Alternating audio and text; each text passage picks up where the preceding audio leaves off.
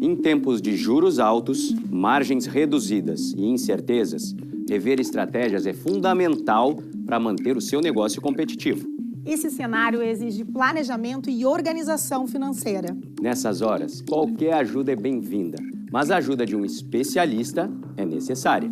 A Fortus Consulting conhece na prática e tem as soluções adequadas para cada situação.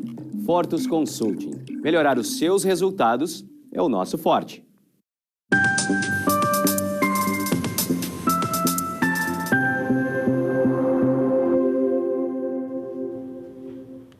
Olá, sejam todos muito bem-vindos. Está no ar o programa Papo Certo de hoje, com minha apresentação, Amanda de Oliveira e de João Custódio.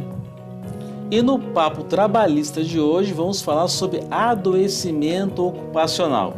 E quem estamos recebendo aqui hoje, o juiz da 6ª Vara de Caxias, o Dr. Marcelo Porto. Seja muito bem-vindo. Muito obrigado, Amanda. Muito obrigado, João. Estamos aqui para esclarecer os pontos importantes do adoecimento ocupacional e dos acidentes de trabalho. Seja muito bem-vindo, Dr. Marcelo, e o Papo Trabalhista é um dos preferidos da nossa audiência. Então aproveite e venha participar do Papo Certo, enviando a tua pergunta ou comentário através do nosso WhatsApp 3029 8080. Agora a gente vai fazer um intervalo bem rapidinho e já voltamos.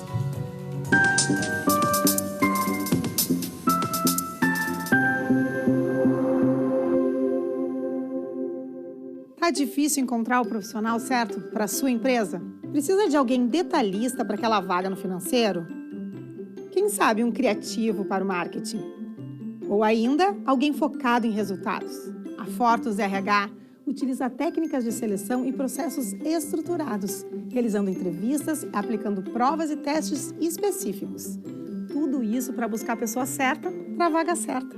Fortus RH. Conectar pessoas é o nosso forte.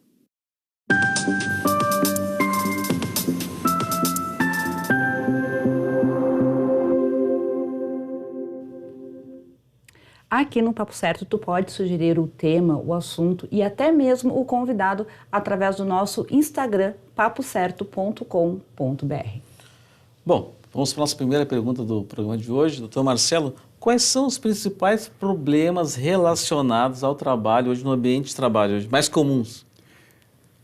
A realidade que um juiz do trabalho enfrenta é principalmente a falta de conhecimento técnico daqueles que estão do lado empresarial, tratando o adoecimento ocupacional ou o acidente de trabalho típico como um custo e não como um investimento. Tudo que se faz hoje para evitar o adoecimento ou o acidente, ele reflete a médio e longo prazo.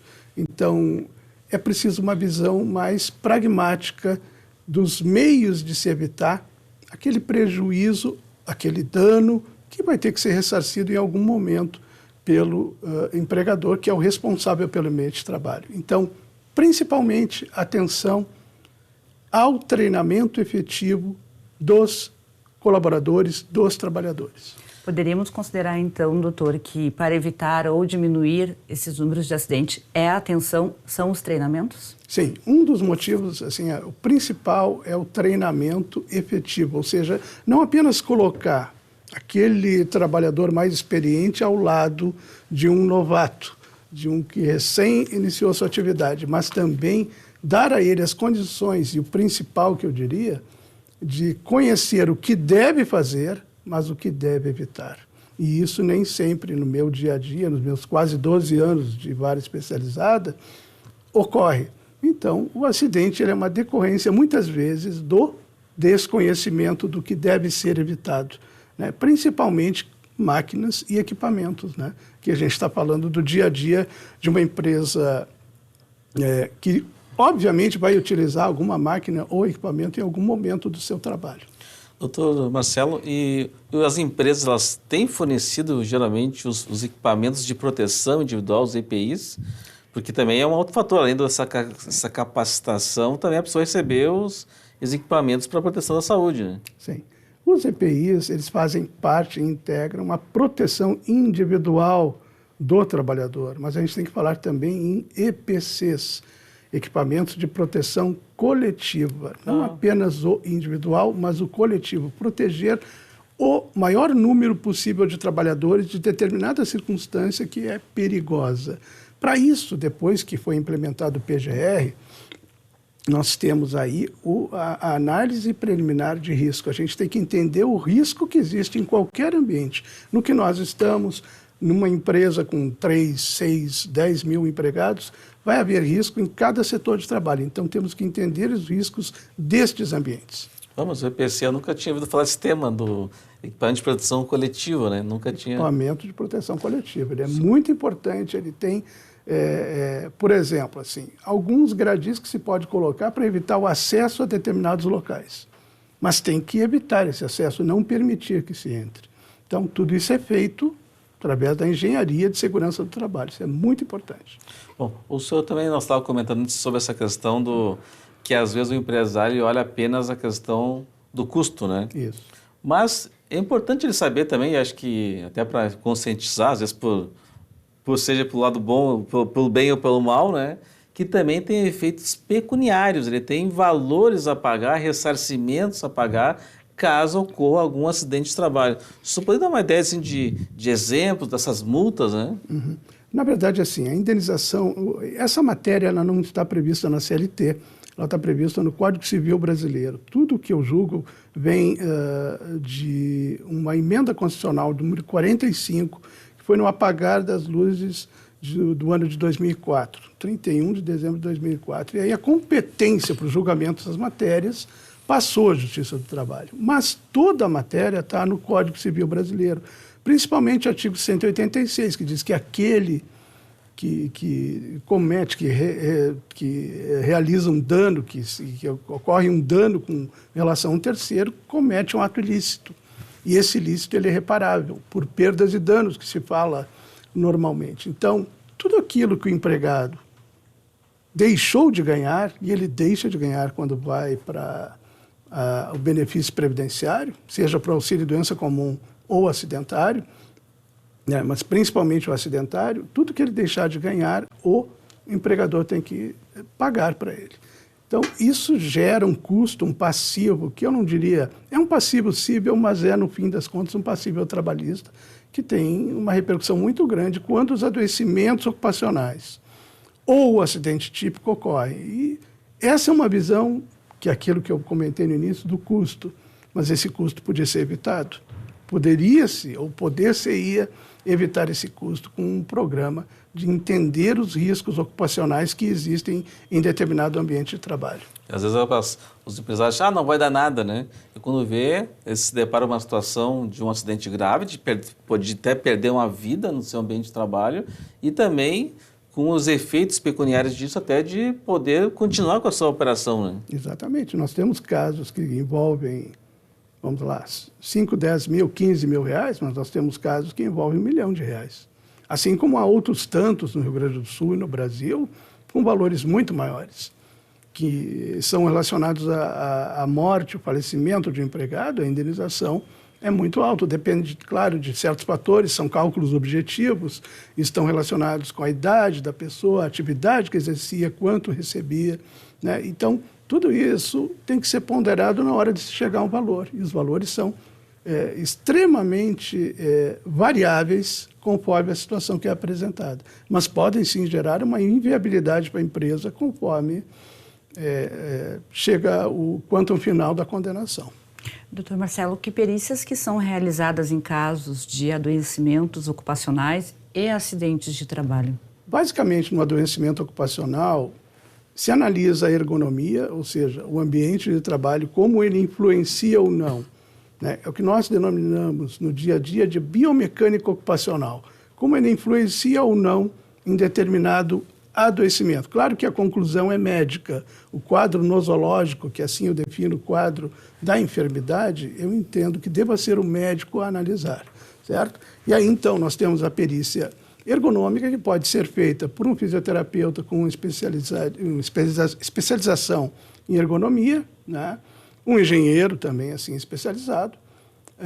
Depois nós temos as perícias médicas e, dependendo do acidente, se é um acidente com uma situação que envolva uma máquina ou equipamento, nós fazemos uma perícia técnica também in loco. Isso é muito importante, entender no que aquele equipamento gerou aquele dano ao trabalhador. Não, interessante.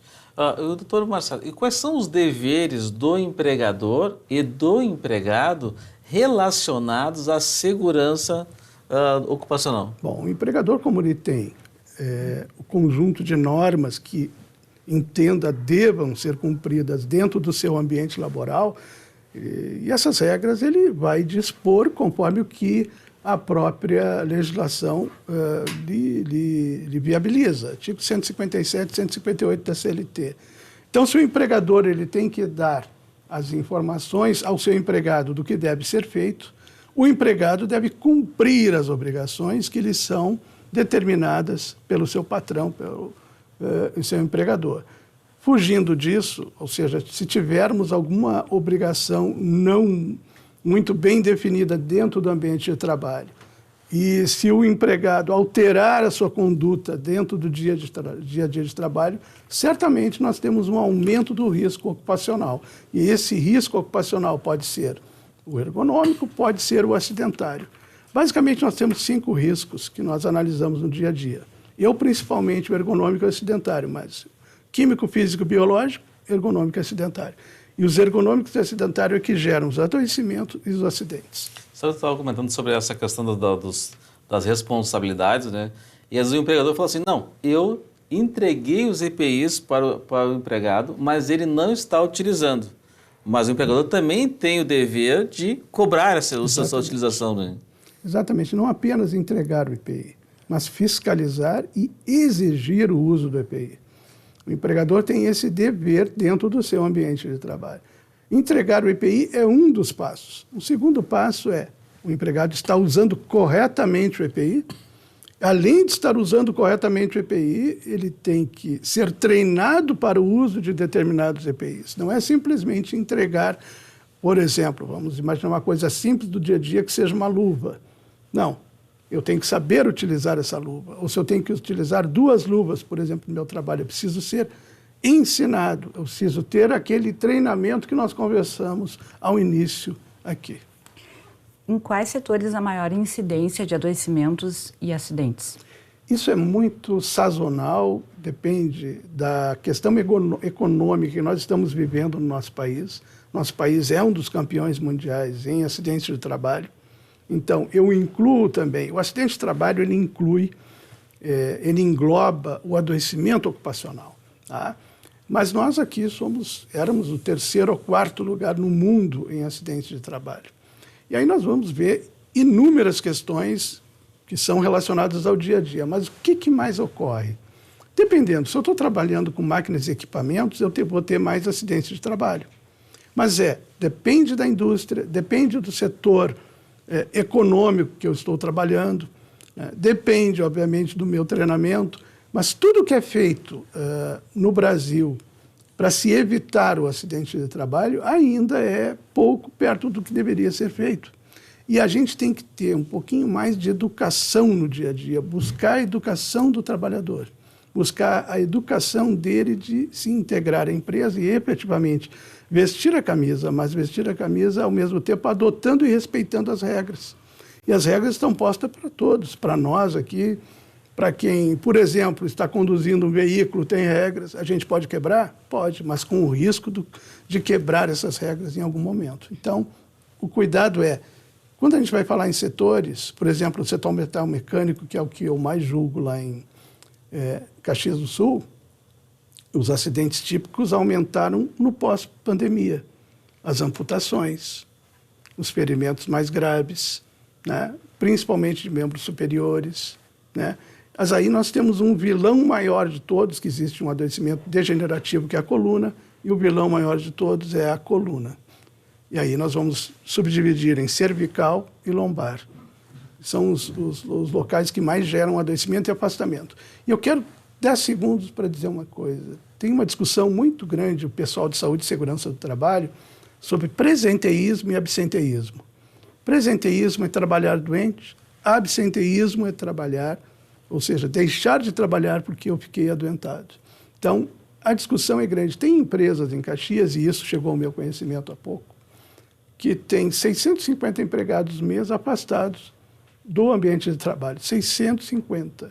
Isso é inimaginável para uma empresa de médio porte, por exemplo. Sim. Então, é sinal que em algum momento aí entra o Plano de Controle Médico e Saúde Ocupacional, PCMSO. Tem que entender a origem desses adoecimentos, né? Então, é muito complexo. Teria que fazer uma análise segmentada, qual o segmento econômico que nós queremos analisar e quais os efeitos desse segmento econômico em determinados adoecimentos. E isso ocorre e é fácil de verificar. Muito bem. Agora eu vou chamar o intervalo e já voltamos em um minutinho com o nosso papo trabalhista. Fiquem com a gente.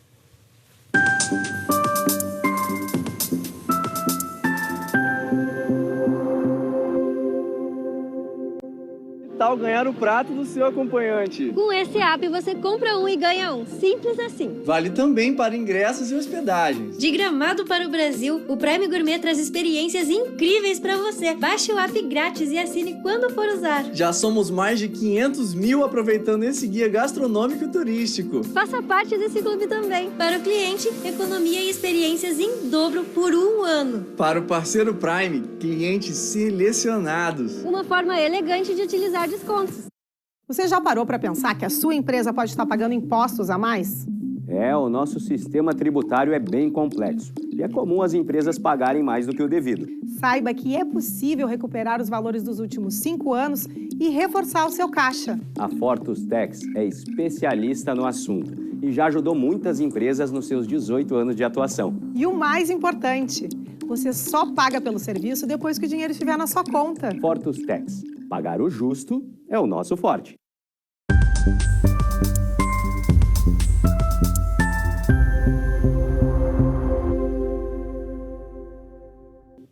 Voltamos com o Papo Certo. E eu quero te lembrar que o nosso programa é transmitido para todo o Rio Grande do Sul, chegando a quase 5 milhões de gaúchos, através aqui da Ubra TV e também dos principais canais digitais. Doutor Marcelo, como a gente pode identificar um trabalhador com um potencial risco ocupacional? Bom, essa análise preliminar de risco, na verdade, é um ambiente de trabalho que nós vamos analisar, não exatamente uma função. São várias funções desempenhadas dentro do ambiente de trabalho. Então, a análise é feita de todos os riscos ocupacionais existentes dentro de determinado ambiente. Esses riscos, como eu disse, são químicos, físicos, biológicos, né? Ergonômicos, principalmente nas indústrias. A postura que eu estou atuando pode influenciar ou não no meu adoecimento, inclusive para lombar ou outros, por exemplo, cervical também, né? E os outros são os riscos mecânicos, são os riscos dos acidentes, das próprias máquinas e dos equipamentos. Isso é muito fácil de verificar, é feita essa análise preliminar de risco por um engenheiro, um técnico de segurança do trabalho, consegue também analisar se há um risco presente em determinado setor de trabalho. Doutor Marcelo, eu quero te pedir para falar sobre o caso da Serra Gaúcha, na região dos Vinhedos, que aconteceu em fevereiro de 2023, em relação ao trabalho análogo à escravidão. Perfeito, Amanda. É uma questão que não chegou diretamente a mim, mas chegou aos meus colegas de Bento Gonçalves. O que se tem ali, na verdade, eu vou fazer um resumo, né? Um trabalho terceirizado que era prestado já, imagino, para outras empresas há alguns anos, pelas empresas ou por um senhor que coordenava, que era o proprietário de uma das empresas que prestava serviço. Então, se chama uma terceirização de serviços de safra. Tá?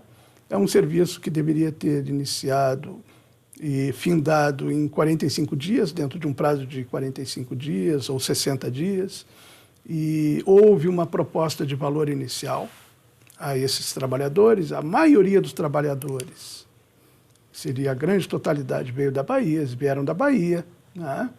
E pessoas com, certamente, muita vulnerabilidade, sem emprego, né? E foram chamados a trabalhar para a safra de uva, né? Para 3 vinícolas da Serra, e a gente tem os nomes das vinícolas, a imprensa toda noticiou, as vinícolas se desculparam pelos fatos, mas a verdade é que eles foram colocados em situações degradantes, que são situações degradantes? Excesso de jornada. Chegou ao meu conhecimento, eu não sou o juiz da causa, mas por atuar na Serra já há bastante tempo, chegou ao meu conhecimento. O horário de trabalho das 5 horas da manhã às 20 horas. Puxa, então, uma jornada extremamente excessiva. As condições do alojamento, eram mais de 200, então, trabalhadores precárias, né? Havia um pagamento de valor muito pequeno, reduzido para este alojamento por pessoa. Pelo que tenho conhecimento, também de aproximadamente R$10, né, por pessoa, por dia. Né? Nossa. O exagero nas cobranças, o exagero, ou seja, na forma de prestar esse trabalho, havia uma degradação. Uma atitude contra a dignidade do ser humano. Nós não falávamos de escravidão porque havia o pagamento, né, ou haveria o pagamento, mas eles ficavam confinados, né? Eles não poderiam ter uma ampla liberdade de sair e retornar ao seu local, até porque não tinha esse local em que permanece, até porque não tinha muitas condições financeiras e também não eram da Serra. Então, estavam cansados. Vieram para trabalhar. E das 5 da manhã às 8 da noite também nem tinha nem Às 8 condição da noite física. não tinha condições de fazer absolutamente nada. Né? E isso houve uma pesquisa muito grande do Ministério do Trabalho e Emprego, do Ministério Público do Trabalho, pelo que sei, da Polícia Federal, a Polícia Rodoviária Federal também fez uma participação. Eu acredito que a Brigada Militar, recebi visita da Brigada Militar, também tenha feito uma investigação. Nós sabemos as condições. Então, é um trabalho terceirizado, mas que se aproximou ao análogo à escravidão. Infelizmente aconteceu, mas acontece.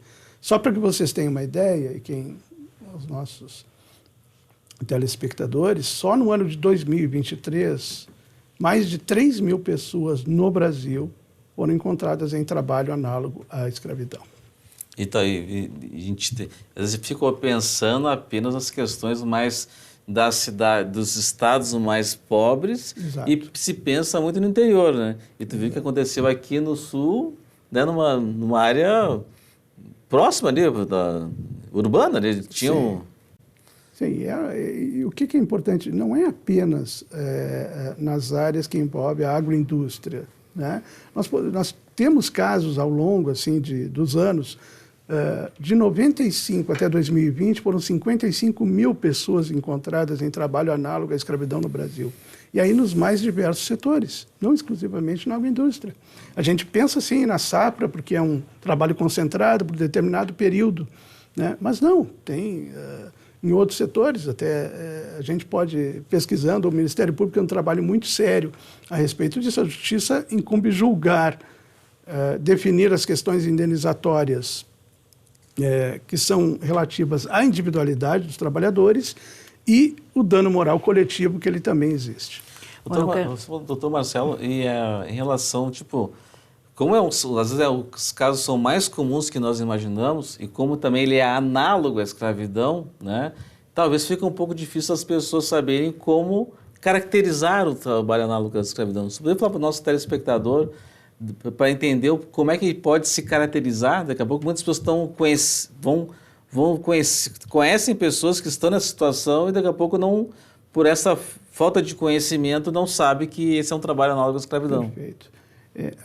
A caracterização, a tipificação penal está no artigo 149 do Código Penal, certo? Essa é uma questão penal. Então, nós estamos falando na área trabalhista, seria, em princípio, tirar a dignidade do trabalhador, ou seja, diminuir sobrecarga de trabalho, nós já conversamos, né? Limitar o direito de ir e vir, né? Gerar despesas para o trabalhador que inicialmente não estavam previstas. Ele tinha um valor certo para receber, mas tinha dedução de valores em decorrência de determinada despesa que ele precisava, até, pode-se dizer, eventualmente, em alimentação. Então, quando eu tiver dúvida se existe um trabalho análogo à escravidão ou não, eu vou lá na tipificação do artigo 149, que define esse tipo penal, essa forma de trabalho degradante em relação ao ser humano.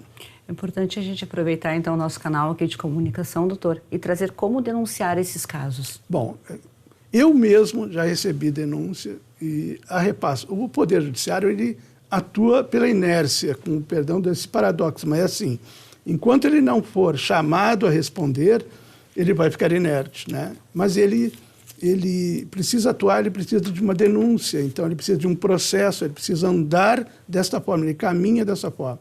Então, as pessoas que têm alguma dúvida, procurem os órgãos policiais, né? Pode ser a Polícia Civil, Polícia Federal, a Brigada Militar, procurem o Ministério Público do Trabalho, o Ministério do Trabalho e Emprego, o que acharem mais próximo para fazerem essa denúncia. Isso chegará às autoridades competentes e incumbirá em algum momento ao Poder Judiciário o julgamento dessas pessoas que eventualmente tenham colocado aqueles trabalhadores numa situação análoga à escravidão.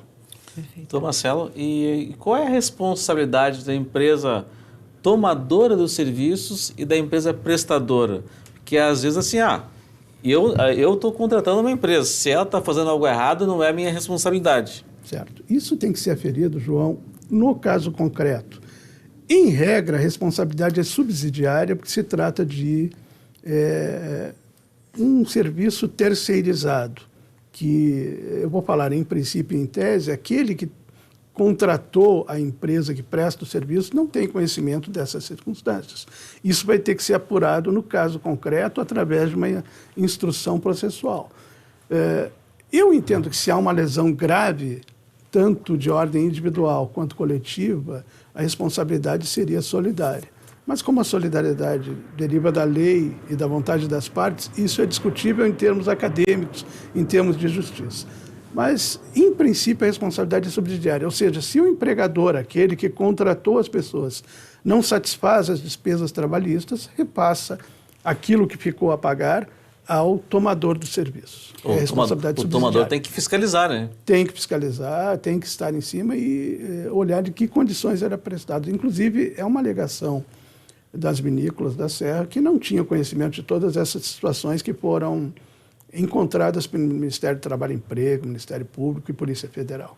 Bom, creio que a gente tenha menos de um minuto, mas eu quero aproveitar a pergunta. O que é o termo de ajuste de conduta? Certo. É uma forma que o Ministério Público tem, em geral, de ajustar condições com aquele que causou o dano, seja individual ou coletivo, geralmente dano coletivo, mas também pode ajustar condições de ressarcimento individuais, e isso elimina uma situação, um passo que é a instrução processual. Ele é um meio pré-processual.